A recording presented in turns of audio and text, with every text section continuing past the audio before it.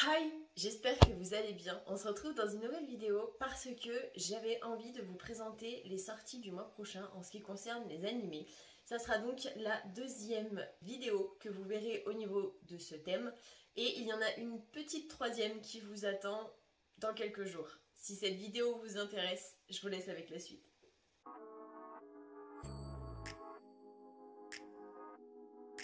Il y a beaucoup d'animés qui doivent commencer au même moment. Donc, pour le 1er octobre, il y a l'animé I'm the Villainess, so I'm taming the final boss.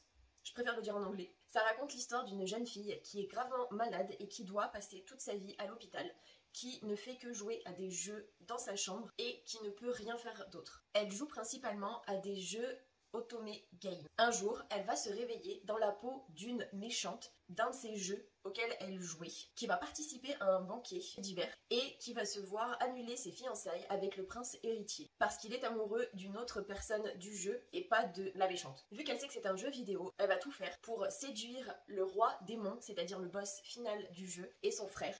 Toujours le 1er octobre, il y a Berserk, l'âge d'or Memorial Edition. Il s'agit tout simplement d'une série télé qui remasterise la trilogie de l'âge d'or, sachant qu'il y aura quelques petites scènes inédites. Pour ceux qui n'ont pas vu Berserk, ça raconte l'histoire d'un garçon qui n'a pas forcément eu une vie facile et qui va devenir une espèce de mercenaire, on va dire ça comme ça, qui va faire la rencontre d'un groupe de personnes et qui va tomber amoureux d'une femme qui se nomme Cassia, qui est aussi une guerrière, enfin je saurais pas trop comment l'appeler, c'est une épéiste. Et ils vont tous les deux faire la rencontre d'un autre personnage qui se nomme Griffith et qui va très mal tourner. Ça va vraiment raconter leurs aventures, par contre c'est quelque chose d'assez dark, donc je le conseille pas non plus à tout le monde. Toujours le 1er octobre, il y a la saison 6 de My Hero Academia. Pour ceux qui n'ont pas vu My Hero Academia, ça raconte l'histoire d'un jeune garçon qui veut absolument devenir un héros, sauf que le problème c'est qu'il n'a pas de pouvoir, sachant que c'est un monde où on va dire 90% de la population, voire même plus, ont des pouvoirs même minimes. Ceux qui ont des pouvoirs qui peuvent aider vraiment le monde deviennent ce qu'on appelle des héros et entrent dans l'académie des héros, dans lequel ils font leurs études, ils sont diplômés et suite à ça, ils entrent dans une agence, on appelle ça comme ça. Ils sont, selon leurs capacités, ils sont redispatchés un petit peu de partout sur Terre. Sauf qu'il va y avoir, comme d'habitude, des méchants qui vont tout faire pour essayer de tuer les apprentis héros parce qu'ils considèrent que avoir des pouvoirs, c'est pas forcément bien et que ils aimeraient, entre guillemets, ne pas en avoir. Toujours le 1er octobre, il y a l'animé Raven in the Harem. Je pense que c'est un animé chinois et pas japonais. Et ça raconte l'histoire d'une jeune fille qui vit un petit peu recluse et qu'on appelle la reine Corbeau. Beaucoup de personnes disent que c'est une vieille femme, d'autres disent que c'est une jeune fille. En gros, ils se font leurs propres idées à chacun. Alors qu'en réalité, c'est une sorcière qui peut absolument faire tout ce qu'elle a envie de faire. Un jour, l'empereur va se présenter devant elle pour lui demander une requête. Mais il ne s'attendait pas à ce que cette rencontre chamboule tout leur avenir. L'anime suivant qui doit aussi commencer le 1er octobre, il s'agit de Numin Kanren no Skill Baka Agetetara Nadzeka Tsuyokonata, qui raconte l'histoire d'un jeune homme de 17 ans qui n'a qu'une envie, c'est de vivre une vie paisible en tant que paysan dans une ferme. Pour cela, il décide de monter ses compétences en agriculture, petit à petit, en aidant ses amis sur divers travaux, jusqu'au jour où il va réussir à monter le level max en agriculture et que son rêve se trouve à portée de main. Il va pouvoir profiter d'une vie paisible en étant au max de ses compétences agricoles, mais il va y avoir un petit événement qui va chambouler tous ses projets et son rêve. Encore et toujours, le 1er octobre, il y a la saison 2, ou la partie 2 précisément, de Spy X Family, qui raconte l'histoire d'un agent secret qui, dans une mission qu'il va devoir effectuer, doit adopter une petite fille pour pouvoir approcher son ennemi. Sauf que il s'avère que la petite fille en question peut lire dans les pensées. Lui, il va cacher son identité d'espion et elle va cacher son aptitude à lire dans les pensées. Et pour pouvoir être convaincant, il va trouver une jeune fille qui n'est pas mariée et va légalement l'épouser pour qu'ils forment une famille. Sauf que le problème, entre guillemets, c'est que elle, c'est une tueuse à gages. Donc, en gros, on se retrouve avec un espion, une tueuse à gages en tant que parent, et une petite fille qui peut lire dans les pensées. Donc, comment vous dire que la petite fille connaît l'identité secrète des deux parents, mais qu'elle ne va rien dire pour ne pas que la famille implose et pour pas séparer la famille, parce qu'une fois que la mission sera finie, je suppose qu'ils, s'ils ne s'aiment pas vraiment, ils vont devoir se séparer. Et c'est tout ce que ne veut pas la petite. Elle veut vraiment pouvoir rester avec ses, entre guillemets, parents, parce qu'elle les adore, qu'ils font des métiers qui sont vraiment trop bien.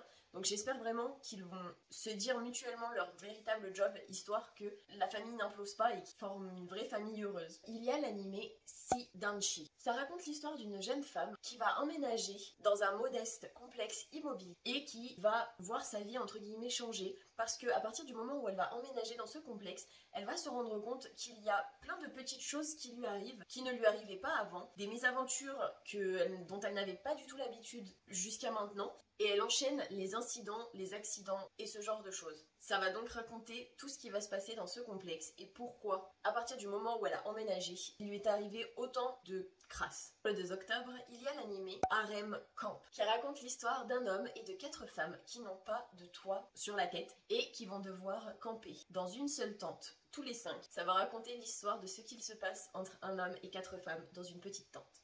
Toujours le 2 octobre, il y a l'animé Idolish 7-3 partie 2, qui raconte tout simplement la vie de 7 idoles masculins. Le 2 octobre, il y a l'animé Beast Tamer, qui raconte l'histoire d'un jeune homme qui est dompteur de métier et qui va rejoindre un groupe, sauf qu'il va se rendre compte au fur et à mesure que le temps passe que dans le groupe il est malheureusement le plus faible, jusqu'au jour où ses compagnons vont en avoir marre du fait qu'il soit trop faible et qu'entre guillemets il ne sert à rien, et il va du coup se faire dégager, sauf qu'il va quand même vouloir continuer à devenir aventurier même s'il va être tout seul. Il reprend donc une vie banale en tant qu'aventurier solo jusqu'au jour où il va rencontrer une femme chat qui apparemment est une des espèces les plus fortes du monde où il vit.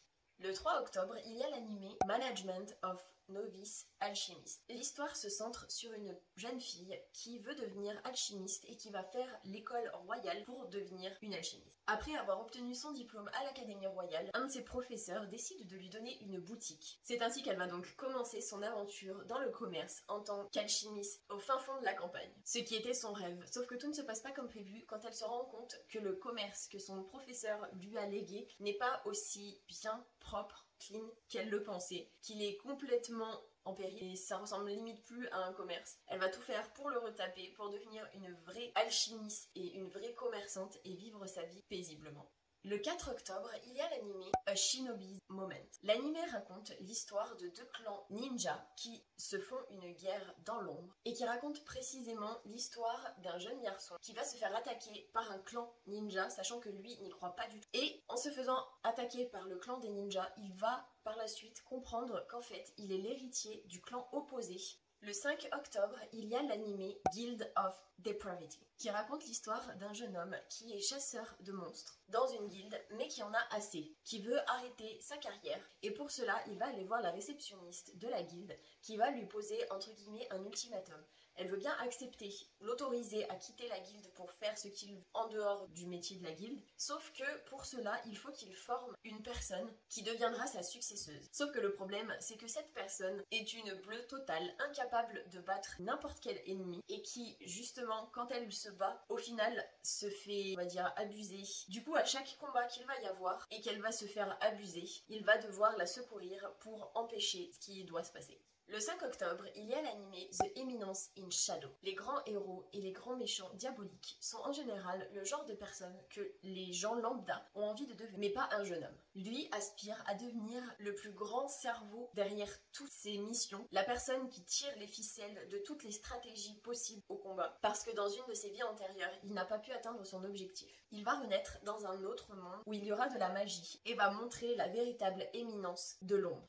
Toujours le 5 octobre, il y a l'animé Tensei Shitara Ken Deshita, qui raconte l'histoire d'une jeune fille aux oreilles de chat, ne peut pas être plus malchanceuse que ça, car elle est orpheline, condamnée à l'esclavage, et au final attaquée par un monstre. Jusqu'au moment où elle va trouver une épée qui parle, et va se rendre compte que en fait, ce n'est pas juste une épée qui parle, mais c'est une épée, il y a une âme à l'intérieur. Et l'âme qu'il y a à l'intérieur de l'épée est une personne qui vient de la terre et qui a été réincarnée dans l'épée, et qui ne sait pas pourquoi ni comment d'ailleurs il a été réincarné dans cette dite épée. Il va lui prêter main forte pour battre le monstre, et suite à leur victoire, ils vont sceller un pacte qui vont les lier tous les deux, où ils vont devoir partager leur magie et leur pouvoir. Ensemble, ils vont se frayer un chemin vers la liberté et les aventures qui les attendent.